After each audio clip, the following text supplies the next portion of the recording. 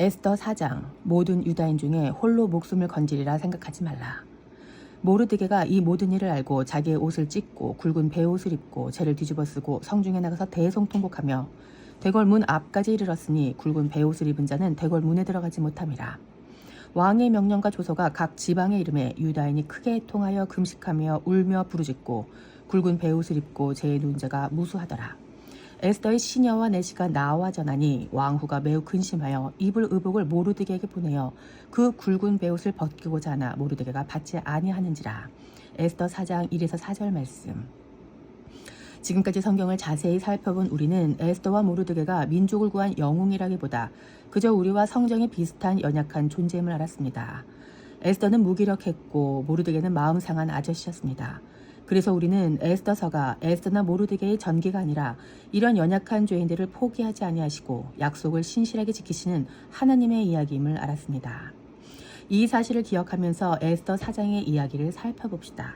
4장은 죽으면 죽으리다 라는 에스더의 결단이 기록되어 있는 본문입니다. 워낙 유명한 고백이다 보니 이 부분을 읽는 그리스도인들은 당연한 듯 나도 죽기를 각오하고 신앙생활을 해야 되겠다라며 다짐하곤 합니다. 저는 이런 성경 읽기는 에스더를 영웅화하는 성급한 적응이라고 말씀드리고 싶습니다. 그녀의 고백에 감동하는 이런 식의 해석은 지양합니다. 하나님의 지혜를 구하며 성경을 좀 더 자세히 관찰해 보겠습니다. 모르드게의 대응. 모르드게가 이 모든 일을 알고 에스더 4장 1절 말씀. 모르드게가 이 모든 일을 알았습니다. 여기서 이 모든 일이란 모르드게가 시기심으로 하만에게 절하지 않고 불법을 저지른 결과로 하만이 복수를 시작했고 유대 민족을 모두 말살할 계획이 수립되고 법제화되어 왕의 조서로 반표된 일련의 일들을 뜻합니다. 이 모든 일을 알게 된 모르드게는 행동하기 시작합니다. 모르드게가 무슨 일을 했는지 확인해 봅시다. 자기의 옷을 찢고 굵은 베옷을 입고 재를 뒤집어 쓰고 성중에 나가서 대성통곡하며 대궐문 앞까지 이르렀으니 굵은 베옷을 입은 자는 대궐문에 들어가지 못함이라. 에스더 4장 1에서 2절 말씀. 모르드게는 자기 옷을 찢고 굵은 베옷을 입고 재를 뒤집어 쓰고 성중에 나가서 대성통곡을 했습니다. 그리고 그 모습 그대로 대궐문 앞까지 나갔습니다.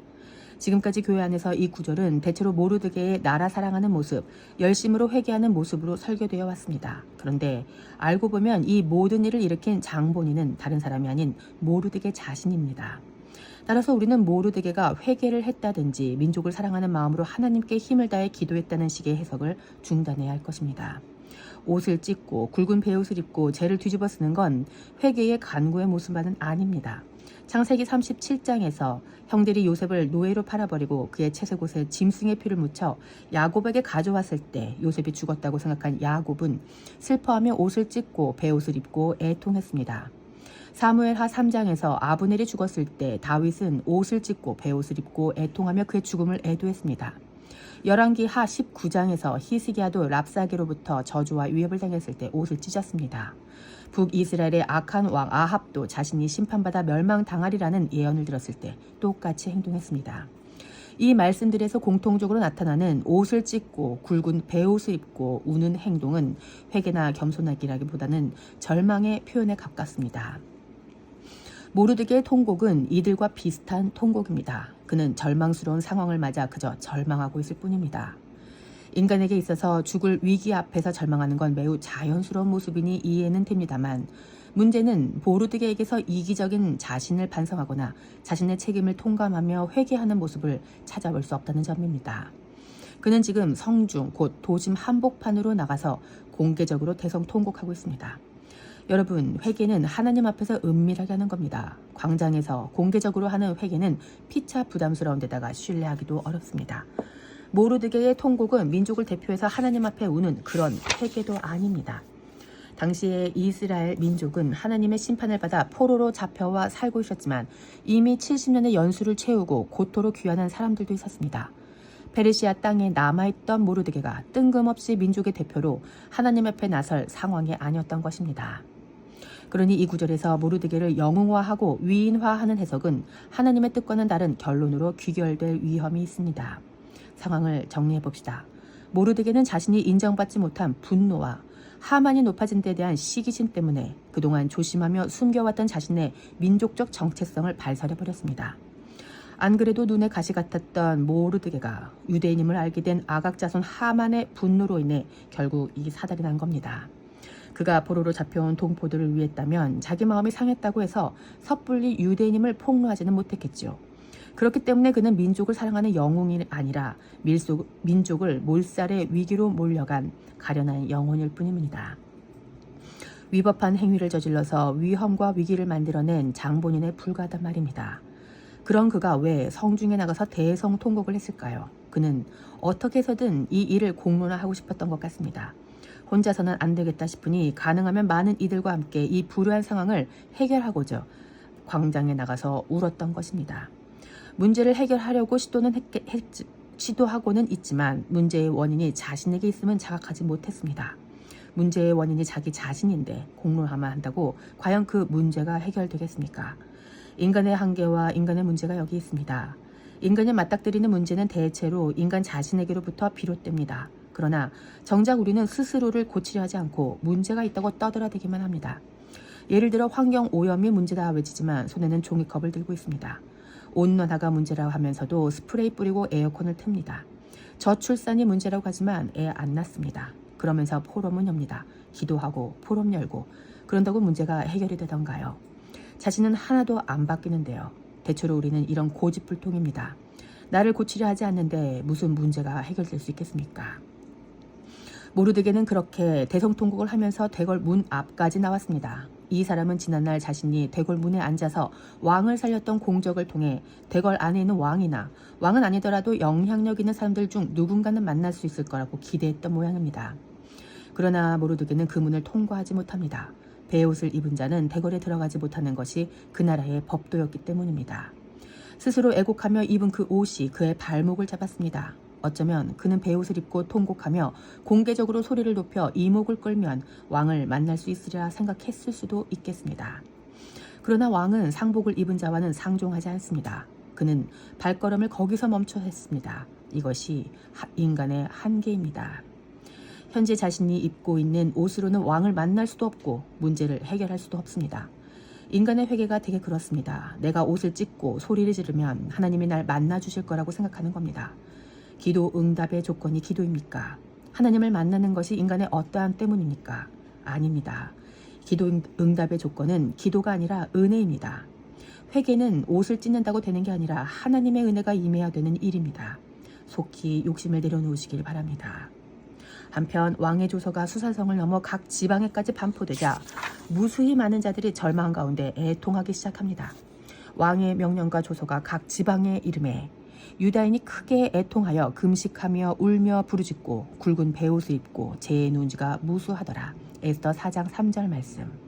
이들이 들은 절망의 소식이 무엇인지 다시 한번 확인해 볼까요?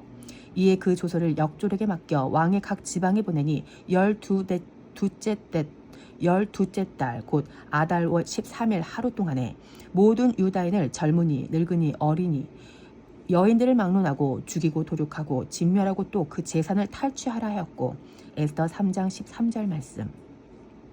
각 지방에까지 이른 조서의 내용은 하루 동안 유대인 아이와 어른, 노인, 여인을 가릴 것 없이 다 죽이라는 말입니다. 죽이고 샤마드, 도륙하고 하라그, 진멸하고 아바드, 곧 파괴하고 황폐하게 하고 죽일 의도로 때리고 멸망시키고 소멸되고 사라지게 하고 재산을 다 빼앗으라는 명령입니다. 듣기만 해도 무시무시하지 않습니까? 누구 때문에 일어난 일입니까? 이 재앙은 모두 다 모르드게가 자초한 일입니다. 협박. 한편 에스더는 그녀의 시녀와 내시로부터 이 상황에 대해 전해듣습니다. 그런데 성경은 왕후가 매우 근심했다라고 말합니다. 에스더가 근심한 이유가 무엇일까요? 4절 말씀은 주의 깊게 살펴봐야 합니다. 에스더의 시녀와 내시가 나와 전하니 왕후가 매우 근심하여 입을 의복을 모르드게에게 보내어 그 굵은 베옷을 벗기고자 하나 모르드게가 받지 아니하는지라. 에스더 4장 4절 말씀. 에스더가 겪은 근심은 머리로만 하는 번뇌가 아닙니다. 근심하다라고 번역된 히브리어 훌은 꼬다, 몸을 뒤틀다, 두려워 떨다, 아이를 낳는 진통을 겪다라는 뜻입니다. 그녀는 산모가 아이를 낳듯이 초조함과 긴장감과 고통과 아픔 속에 몸을 뒤틀고 있는 것입니다. 대체 무엇이 그녀를 이렇게까지 극심한 두려움 속으로 몰아넣었을까요? 현재 대궐 안에 있는 그녀는 무슨 일이 일어나고 있는지 모르고 있기에 그녀의 근심은 유대민족 말살 정책 때문은 아닙니다. 그녀는 모르드게가 무슨 일을 저질렀으며 그 결과 하만이 어떤 보복을 시작했는지 모릅니다. 하만이 왕의 이름으로 학살 계획을 세우고 반포한 사실을 아직 몰라요. 그런데 이 여인이 지금 몹시 근심하며 벌벌 떨고 있단 말입니다. 그렇다면 에스더가 이렇게 초조하게 몸을 비틀게 된 진짜 원인은 무엇일까요? 저는 4절 초반절에서 힌트를 얻었습니다. 에스더의 시녀와 내시가 나와 전하니 왕후가 매우 근심하여. 에스더 4장 4절 말씀. 에스더가 시녀와 내시를 부른 것이 아닙니다. 그들이 에스더에게 먼저 나왔습니다. 한글 성경에는 시녀와 내시라고 번역되어 있지만 원어 성경을 보면 시녀들과 내시들이라고 복수형으로 기록되어 있습니다. 에스더의 시녀들과 내시들 여럿이 말을 전한 것입니다.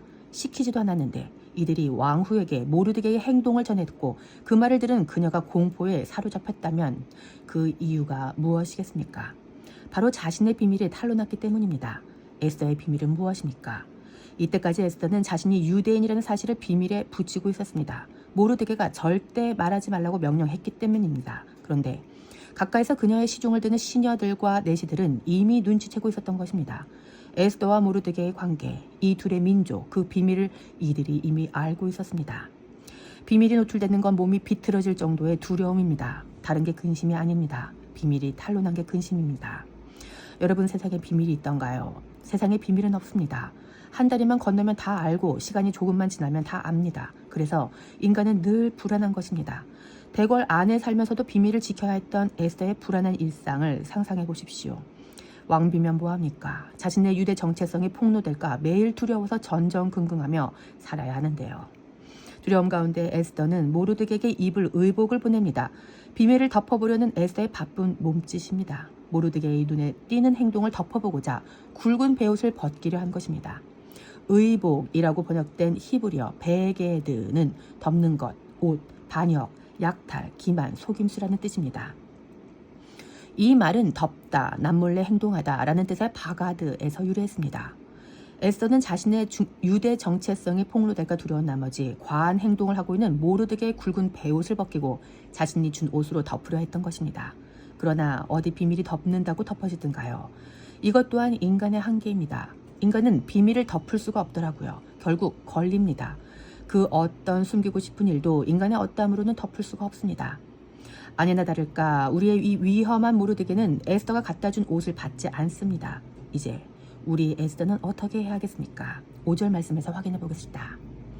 에스더가 왕의 어명으로 자기에게 가까이 있는 내시 하닥을 불러 명령하여 모르드게에게 가서 이것이 무슨 일이며 무엇 때문인가 알아보라 하매.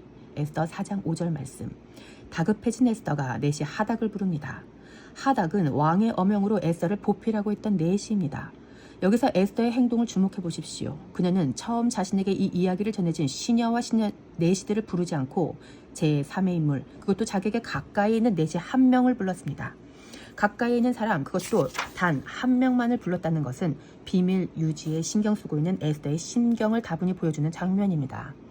왕의 어명으로 가까이 있는 내시 하닥에게 명령했다는 것도 에스더의 심리가 극도로 불안함을 반증합니다. 이 일이 왕의 어명을 동원할 일이 아님에도 지금 그녀는 어떻게 해서든 대궐 문 앞에서 자행하고 있는 모르드게의 이상 행동을 저지하고 싶을 뿐입니다. 그래야만 자신과 그의 관계, 즉 자신이 유대인이라는 사실이 폭로되지 않을 테니까요. 에스더는 자신이 할 수 있는 최대한의 인맥과 권력을 동원해 이 문제를 덮으려고 애를 쓰고 있지만 그런다고 문제가 덮어지지 않습니다. 인간은 스스로 문제를 해결할 수도 없고 또 덮는다고 덮어지지도 않습니다. 인간의 한계입니다. 그녀는 하닥에게 명령하여 모르드게에게 왜 굵은 베옷을 입고 울고 있는지 묻게 했습니다. 에스더는 정말 하만이 반포한 조소에 대해 전혀 모르고 있습니다. 다만 저 날뛰는 모르드게를 얼른 잠잠하게 해서 유대인이지만 유대인이 아닌 것처럼 조용히 살고 싶을 뿐입니다. 그런데 모르드게의 대답이 아주 과거 아닙니다. 말씀에서 확인해 봅시다. 하닥이 대궐문 앞 성 중광장에 있는 모르드게에게 이르니 모르드게가 자기가 당한 모든 일과 하만이 유다인을 멸하려고 왕의 금고에 바치기로 한 은의 정확한 액수를 하닥에게 말하고 또 유다인을 진멸하라고 수상궁에서 내린 조서 초본을 하닥에게 주어 에스더에게 보여 알게 하고. 에스더 4장 6에서 8절 말씀. 저는 모르드게의 이 대답이 참 귀에 거슬립니다. 입이 삐뚤어졌어도 말은 똑바로 해야지요. 지금 일어난 일이 모르드게가 당한 일입니까? 아니면 모르드게가 저지른 일입니까? 이 모든 일은 모르드게로 인한 일어난 일, 모르드게가 저지른 일입니다. 그런데도 모르드게는 내가 당한 일이라고 이야기하고 있습니다. 그 당한 일과 저지른 일을 분별하지 못합니다. 이것 또한 인간의 한계입니다. 인간은 누구나 자기 중심적으로 인지가 편향되어 있습니다. 자신이 저지른 일임에도 불구하고 자신이 당한 일이라고 우기는 자기 애에 빠진 고집불통입니다. 성경을 보면서 이런 사람을 민족을 구한 영웅이며 위인이라고 만드는 건 어리석은 일입니다. 모르드게는 한계를 넘을 수 없는 연약한 인간일 뿐입니다. 모르드게와 에스더가 보여주는 이런 모습들은 우리 안에도 다 있습니다. 절망 앞에 절망할 수밖에 없는 연약한 모습. 그럼에도 불구하고 자기는 고치려 하지 않고 문제만 해결하려 달려드는 무책임한 모습. 왕을 만날 수 없는 옷을 걸치고 통곡하는 모습. 늘 비밀이 폭로될까 불안해하는 모습. 비밀을 덮으려고 인맥과 권력을 총동원하며 애쓰는 모습. 그러나 정작 자신의 죄가 뭔지도 몰라서 당한 일과 저지른 일을 착각하는 모습. 그래서 절망뿐인 모습 말입니다. 이것이 바로 소망 없는 인간입니다. 이런 자기애에 빠진 무책임한 인간, 불안과 두려움과 착각 속에서 헤어나오지 못하는 인간이 어떻게 구원을 받을 수 있겠습니까? 우린 이미 답을 알고 있습니다. 이스라엘의 역사를 통해 이런 절망스러운 백성들을 하나님이 구원하셨다는 사실 말입니다. 그리고 이제는 이방인인 우리에게까지도 이 구원이 예수 그리스도를 통해 은혜로 부어졌습니다. 우리가 예배의 자리에 모인 것은 우리의 어떠함을 자랑하거나 또 한번 결단하기 위해서가 아닙니다. 우리는 하나님의 일하심을 확실한 자들로서 찬양과 경배를 올려드리고 또 그분 안에서 서로 사랑하기 위해 모인 것입니다. 분별하시기를 바랍니다. 다시 본문을 주목해 봅시다. 모르드게가 하닥에게 이야기하는 순서가 의미심장합니다. 그는 먼저 자신이 당한 일을 말했고 자신이 당한 일에 더하여 왕과 하만이 은밀히 나눈 대화의 내용 곧 하만이 왕에게로 바치기로 한 은의 정확한 액수를 언급합니다. 유대인 말살 정책에 대해서는 마지막에 조서를 전달해 알렸을 뿐입니다. 왕과 하만 사이에 돈이 오간 사실을 모르드게가 어떻게 알았을까요? 몇 가지 추측을 해보자면 첫째, 모르드게는 이 정도의 정보는 들을 수 있었던 사람이었을 겁니다. 지난번에 왕을 암살하려던 자들도 모르드게가 잡았었지요. 현재는 굵은 베옷을 입은 까닭에 대궐문을 통과하지 못했을 뿐 과거에는 그 문을 출입하며 은밀한 일을 들을 수 있었던 자였습니다. 둘째, 이런 비공식적이고 은밀한 내용이 다 알려졌다는 말은 그만큼 하만의 의지가 대단하며 그래서 당시 사람들 사이에 유대인 말살에 참여하면 한몫 챙길 거라는 기대가 높아졌을 가능성이 있습니다. 학살에 동참하는 사람들에게 떨어질 콩고물을 기대하게 된 것이죠. 그렇다면 모르드게는 이 이야기를 왜 에스더에게 전달했을까요? 이 엄청난 돈의 정확한 액수를 굳이 알린 이유가 무엇이냔 말이죠. 모르드게는 지금 유대인을 멸하는 일이 하만에게 큰 이득이 되는 일임을 알려주고 있는 것입니다. 그는 하만이 유대 민족을 멸하는 일에 자신의 전부를 걸었음을 에스더에게 가르쳐주고 싶었던 것입니다. 에스더, 지금 우리는 다 죽게 생겼어. 그리고 이 일은 하만에게도 엄청난 유익이야. 은 1만 달란트로 왕의 마음을 샀고 그 돈이 자기 호주머니에 고스란히 들어가게 생겼어. 그래서 이 이야기를 들은 에스더에게 이 중체대한 일을 막아야 한다는 큰 부담을 심어주는 것입니다. 하만에게 큰 유익을 가져올 이 일은 반드시 일어날 것이며 우리 민족은 다 죽은 목숨이라는 것입니다. 이 말을 들은 에스더가 얼마나 놀랐을까요? 모르드게의 전언은 여기서 그치지 않습니다. 8절 후반절에 모르드게의 다음 행동이 나옵니다. 또 그에게 부탁하여 왕에게 나아가서 그 앞에서 자기 민족을 위하여 간절히 구하라 하니 에스더 4장 8절 말씀. 모르드게는 에스더에게 왕 앞에 나아가서 자기 민족을 위해 간절히 구하라고 부탁했습니다. 자기 민족은 에스더의 민족을 뜻합니다. 부탁하다라고 번역되어 있지만 히브리어 원어는 명령하다라는 뜻의 짜바입니다. 정중하게 부탁한 게 아니라 명령을 했습니다. 모르드게의 명령은 에스더가 왕 앞에 나아가서 자신이 유대인임을 밝히고 자기 민족을 구해달라고 간청하라는 것입니다. 그런데 이 명령은 모르드게가 이전에 에스더에게 유대인임을 말하지 말라고 명령했던 그 명령과 상충됩니다. 에스더가 자기의 민족과 종족을 말하지 아니하니 이는 모르드게가 명령하여 말하지 말라 하였습니다. 에스더 2장 10절 말씀. 똑같은 짜바 명령입니다. 과거에는 말하지 말라고 명령했는데 그가 현재는 말하라고 명령하고 있습니다. 누구를 위해서입니까? 바로 나 자신 모르드게 자신을 위해서입니다. 인간의 이기적인 민낯입니다. 비밀이 폭로될까봐 두려워 떨던 에스더에게 더 이상 익명성이 보장되지 않은 상황이 오고 말았습니다. 이제 우리 에스더는 어떻게 반응해야 할까요? 에스더가 하닥에게 이르되 너는 모르드게에게 전하기를 왕의 신하들과 왕의 각 지방 백성이 다 알거니와 남녀를 막론하고 부름을 받지 아니하고 안뜰에 들어가서 왕에게 나가면 오직 죽이는 법이요 왕이 그 자에게 금규를 내밀어야 살 것이라. 이제 내가 부름을 입어 왕에게 나가지 못한 지가 이미 30일이라 하라 하니라. 에스더 4장 10에서 11절 말씀. 여러분, 우리 에스더가 달라졌습니다. 그전까지 말이 없던 그녀가 지금은 말을 합니다. 그것도 법대로 말을 하고 있어요. 이방 여자 다 됐습니다. 그녀는 현재 왕 앞에 나아갈 수 없는 자신의 상황을 이야기합니다. 이 법을 어기면 죽는답니다. 그녀는 민족을 사랑하지 않습니다. 민족을 사랑했다면 여기서 즉시 죽으면 죽으리다가 나왔어야 합니다. 그런데 여기서 나는 못 갑니다. 이게 법입니다. 라고 했다고요.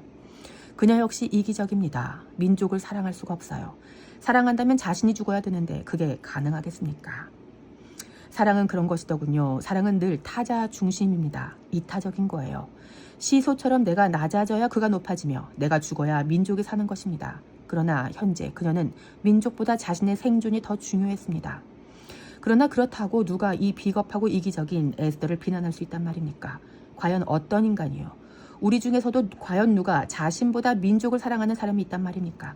지금 대한민국을 위해 누가 죽겠어요? 에스더의 이기적인 이 모습은 지금 우리의 모습입니다.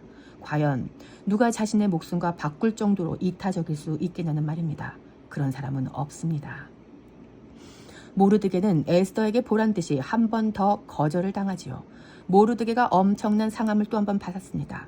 거절당한 모르드게의 반응을 볼까요? 13절입니다.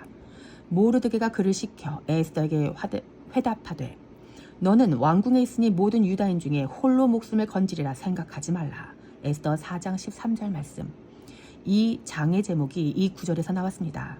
너는 왕궁에 있으니 모든 유다인 중에 홀로 목숨을 건질 거라 생각하지 말라. 이 말은 엄청난 위협입니다. 왕궁에 있다는 말은 단순히 그녀가 왕후라서 안전하다는 말이 아니라 그녀가 누리는 이 안전은 유대인님이 폭로되기 전에 일시적인 것일 뿐이라는 이야기입니다. 아직까지는 안전할지라도 곧 너도 유대인님이 폭로될 거라는 공포를 유발하는 협박 메시지란 말입니다. 그렇다면 과연 누가 폭로한다는 말입니까? 가장 유력한 사람은 아마도 지금 이 말을 하고 있는 모르드게 자신일 겁니다. 이 말에 덧붙여 나오는 이야기도 들어봅시다. 이때에 네가 만일 잠잠하여 말이 없으면 유다인은 다른 데로 말미암아 노임과 구원을 얻으려니와 너와 네 아버지 집은 멸망하리라. 네가 왕후의 자리를 얻은 것이 이때를 위함이아닌지 누가 알겠느냐 하니 에스더 4장 14절 말씀. 협박에 이어진 메시지는 저주입니다. 유다인은 다른 방법으로 노임과 구원을 얻을 건데 너와 네 아버지 집은 멸망하리라. 유대인이 구원을 받을 다른 방법이 있다고 이야기하고 있지만 과연 모르드게에게 에스더 말고 다른 카드가 있었을까요? 모르드게에게 정말 다른 대책이 있었던 것인지 저는 모르겠습니다. 모르드게는 하나님을 믿는 걸까요? 뭘 믿고 무슨 자신감으로 이런 말을 했는지 모르겠지만 제가 보기에는 그는 에스더를 움직이기 위해 마지막 수를 던진 것 같습니다. 네가 왕후가 된 것이 이때를 위함이 아닌지 누가 알겠냐며 반협박에 부담을 주며 이야기를 마칩니다. 자, 에스더의 입장에서 생각을 해봅시다. 이 계획이 과연 승산이 있을까요? 모르드게의 계획은 에스더가 자신의 민족을 자백하고 왕께 구하는 것입니다. 이 계획이 성공할 확률이 얼마나 됩니까? 오히려 왕이 에스더를 향해 네가 유대인이었다고? 라고 분노하고 괘씸죄를 더한다면 어떻게 됩니까? 에스더의 남편은 이미 사소한 일로 왕후를 내쳐버린 전적이 있는 사람입니다. 게다가 에스더를 왕후로 간택한 후에도 여전히 처녀를 모으고 있었기에 에스더 2장 19절 말씀. 에스더라고 해서 안심할 수 없습니다. 성공할지 아니면 민족을 속인 죄로 오히려 에스더가 먼저 맞아 죽을지 이건 아무도 모르는 일입니다. 에스더는 지금 변덕스러운 모르드게 자체를 믿을 수가 없습니다. 모르드게의 말을 계속 신뢰하고 따라가야 되는 건지 혼란스럽습니다. 과거에는 유대인임을 절대 말하지 말라고 명령하던 그가 지금은 왕 앞에 나가 유대인임을 고백하라고 명령하고 있지 않습니까? 변덕스러운 사람은 믿을 수가 없습니다. 모르드게가 제시한 이 방법이 정말 최선의 길인지 판단해야 하는데 확신이 서지 않는 것입니다. 그러나 뭐가 됐든 결정은 해야 합니다. 유대인임을 자백하고 왕께 나가 민족을 살려달라고 구하든지, 아니면 끝까지 비밀로 하고 모르드게의 협박과 저주 속에서 언제 폭로될지 모르는 민족 정체성을 껴안고 왕궁 안에서 시한부 인생처럼 불안에 떨며 살든지, 둘 중 하나입니다. 이것을 선택해도 죽고 저것을 선택해도 죽습니다. 그녀에게 다른 선택은 없습니다. 무엇을 선택하든 죽을 가능성만 열려 있습니다. 협박과 저주를 동원한 모르드게의 명령은 에스더의 생명을 담보로 한 것입니다. 문제는 자기가 만들어 놓고 해결은 에스더에게 시키고 있습니다. 에스더의 부담감이 얼마나 컸을까요? 좌충우돌, 변덕쟁이, 고집불통인 모르드게를 보면서 또 왕후가 되었으면서도 여전히 모르드게의 말 한마디에 부담을 떨치지 못하고 두려워 떨어야 하는 자신의 기구한 삶을 보면서 에스더가 얼마나 무력하고 허탈했을까요? 그녀는 거의 포기 상태였을지 모르겠습니다. 그래서 그 유명한 죽으면 죽으리다가 나오는 것입니다. 모르드게는 죄책감도 없고 반성도 없습니다. 그가 에스더에게 하는 말은 거의 가스라이팅 수준입니다. 에스더도 어쩔 수가 없습니다. 다른 선택지가 없어요. 모르드게에도 에스더에게도 소망이 없습니다. 인간에게는 모두 공통적으로 소망이 없어요. 지금까지 모르드게와 에스더의 이야기가 소망 없는 인간과 유일한 소망이신 하나님의 이야기라는 설교를 들어본 적이 있습니까? 대부분 이 두 사람은 구국의 영웅이며 믿음의 모범으로 추앙을 받아왔습니다. 이들처럼 결단하고 희생해야 한다는 메시지가 대다수입니다. 이는 목사들이 성경을 도덕적으로 청중히 이루어야 하는 이상을 돌출하기 위해 후튼 결과입니다. 윌리엄 윌리모는 그의 책 작은 교회의 설교와 예배에서 현대 개신교 설교의 두 가지 근본적인 약점이 도덕화와 심리화라고 지적합니다. 윌리몬에 따르면 도덕화는 설교자들이 단순한 도덕적 추론, 즉 청중이 이루어야 하는 이상을 돌출할 수 있는 본문을 찾고자 성경을 훑을 때 일어나는 일입니다. 이럴 경우 더 나은 삶을 위한 제안이나 바른 의견을 위한 원칙이나 완수해야 할 의무의 형태로 복음이 제시된답니다. 이건 잘못됐다는 이야기입니다. 복음은 인간의 행위와 계획이 아니라 하나님의 행위와 계획에 대한 이야기이기 때문입니다. 또한 심리화는 설교자들이 복음의 심리적 자기 심취를 덧붙여서 청중의 기분을 돋우려는 일련의 원리나 프로그램이나 일반적 조언을 제시할 때 일어난다고 합니다. 자기 개별서를 읽듯이 성경을 읽으면 복음은 나의 성취와 만족을 위해 개인화된 이기적인 기술로 전락하고 마는 것입니다. 지금까지 저는 성경을 도덕화와 심리화를 위해 훑지 않았습니다. 머리카락이 다 빠지도록 보고 있습니다. 여러분들도 함께 유념하고 주의하며 성경을 보시기 바랍니다. 이 말씀이 우리 모두 민족을 구한 모르드게를 본받읍시다. 우리 모두 자기 목숨도 아끼지 않은 에스더가 됩니다. 라는 식의 유치한 메시지로 기결되어서는 안 됩니다.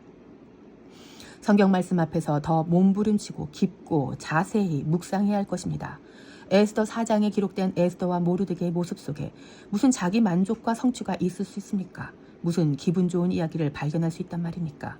이 말씀에는 우리의 성취감을 충족시키고 자기의 만족의 이기적 교훈을 끌어낼 만한 어떠한 이야기도 찾을 수 없습니다.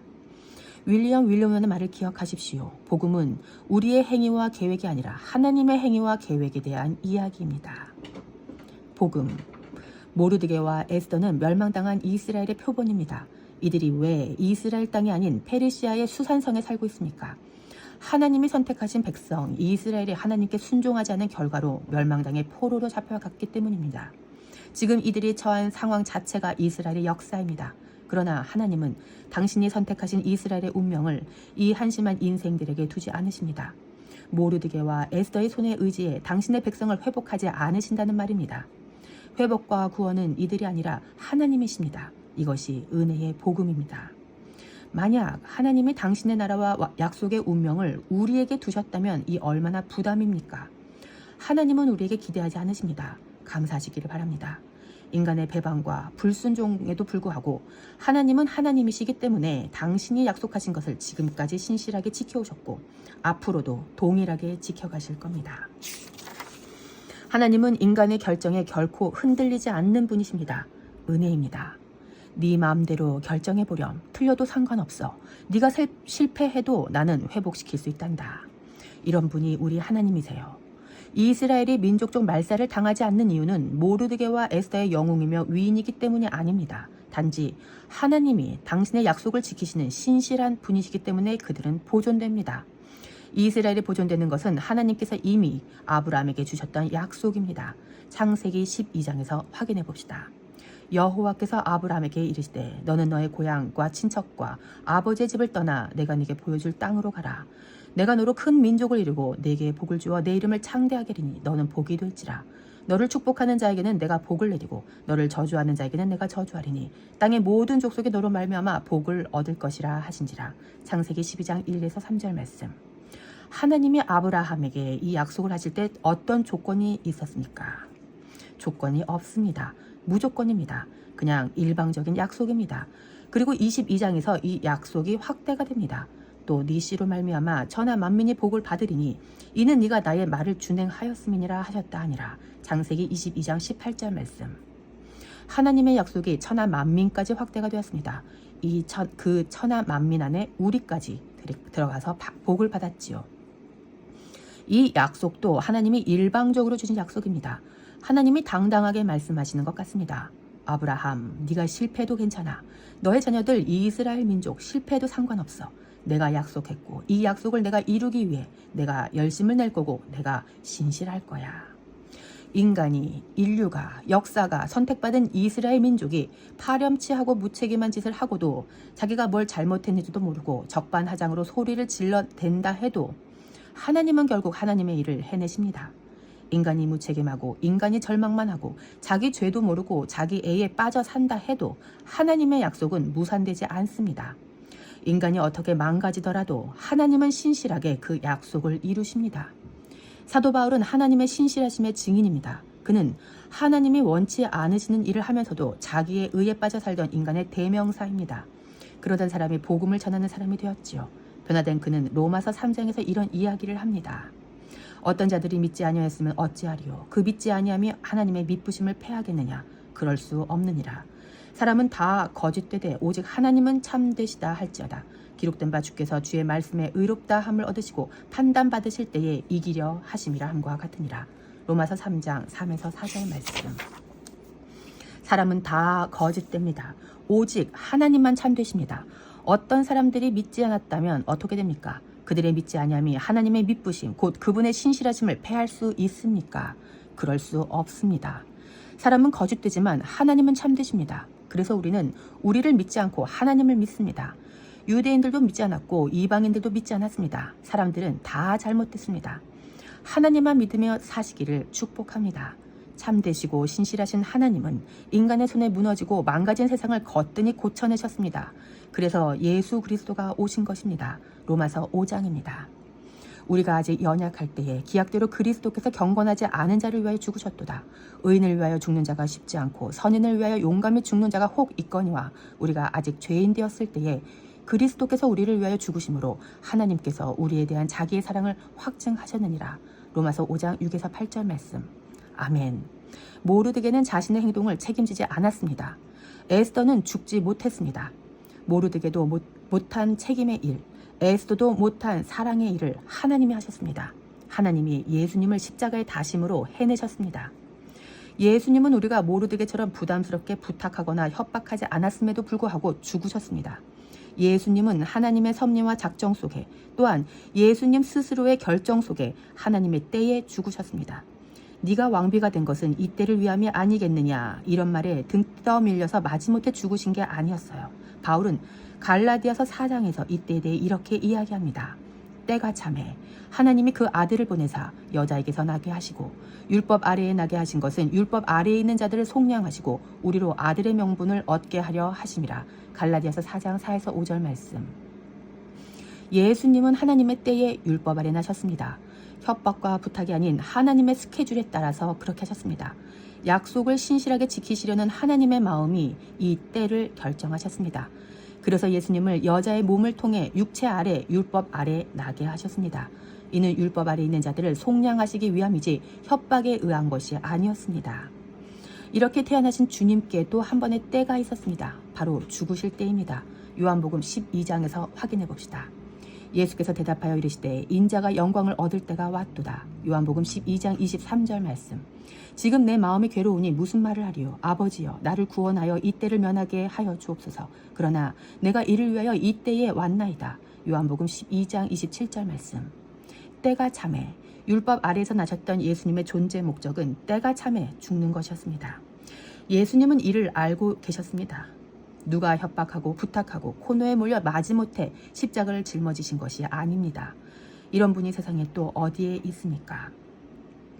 우리는 그 은혜로 인해 오늘 하나님의 약속 안에서 평안을 누리면서 오늘을 삽니다. 이 은혜와 복음 안에 사는 자들이 무슨 에스더가 되려고 하고 모르드게를 닮으려고 합니까? 이미 그리스도인이 되게 하셨는데 말입니다. 내 안에 예수님이 사시는데 말입니다. 교회는 그저 그리스도인다운 삶을 사는 것입니다. 그러나 여전히 우리 안에 에스더와 모르드게 인간의 연약함이 있습니다. 그렇기에 하나님을 보는 겁니다. 하나님, 저는 여전히 무책임합니다. 제가 저질렀는데 또 제가 당했다고 착각해요. 그리고 저는 여전히 자기 애에 빠져 있어요. 여전히 비밀이 폭로될까봐 매일이 불안하고 두렵습니다. 그때 복음을 듣습니다. 아들아, 딸아, 그래서 내가 왔단다. 그래서 내가 십자가에서 죽었단다. 내가 너를 사랑한다. 너는 실패했지만 나는 신실하단다. 내가 다 이루었단다. 교회는 이 소식을 듣고 다시 일어나는 것입니다. 우리가 다짐하고 결단해서 모르드게로 에스더로 영웅처럼 세상에 나가 사는 게 아닙니다. 그러니 여러분 담대하시고 기뻐하시기를 바랍니다. 이 모든 일을 섭리하신 하나님이 우리를 사랑하십니다. 이제 주님만을 찬양하며 사시기를 예수 그리스도의 이름으로 축복합니다. 하나님은 누구신가? 하나님은 무책임한 인간의 실패 속에서도 신실하신 분입니다. 하나님은 누군가가 부탁하거나 협박하지 않아도 생명을 주신 분입니다. 하나님은 인지편향의 자기 중심적인 인간을 구원하시는 분입니다. 하나님은 때가 참에 예수님을 통해 율법 아래 나게 하셔서 속량하신 분입니다. 하나님은 인간의 불신실함 속에서도 당신의 신실하심을 나타내시는 분입니다. 하나님은 친히 당신의 계획과 행위를 통해 이스라엘을 구원하시는 분입니다. 하나님은 우리가 아직 죄인 되었을 때에 그리스도를 죽이심으로 사랑을 보이신 분입니다. 말씀으로 드리는 기도. 오 하나님, 오늘도 당신의 결정과 붙드심, 신실하심이 우리에게 큰 위로요 안정감이 됩니다. 우리는 변덕스럽습니다. 선인을 위해 죽을 수도 있는 위인도 아니고 의인을 위해 죽어줄 수 있는 영웅도 아닙니다. 우리는 이기적이며 비겁합니다. 우리는 늘 두렵고 근심이 많습니다. 그런 우리를 위해 당신은 아들 예수님을 십자가에 다짐으로 당신의 사랑을 확증하셨습니다. 예수님 역시 협박이나 부담스러운 부탁에 의해서 억지로 순종하지 않으셨습니다. 예수님은 애초부터 이 때를 위해서 오셨고 때가 참에 아버지의 뜻을 이루셨습니다. 그로 인해 오늘 우리는 당신의 약속에 참여하여 아브라함에게 하신 약속의 복을 누리고 있습니다. 이 얼마나 큰 은혜인지를 모르겠습니다. 그렇게 하신 하나님과 순종하신 예수님만 높임을 받으시옵소서. 바로옵기는 매일 성경을 볼 때 더욱 하나님께서 행하신 일과 하나님의 계획을 볼 수 있도록 우리의 눈을 열어주시옵소서. 그리고 일생 하나님을 더욱 높여드리는 삶을 살아가도록 연약한 우리를 선하게 인도하여 주시옵소서. 예수 그리스도의 이름으로 기도드립니다. 아멘.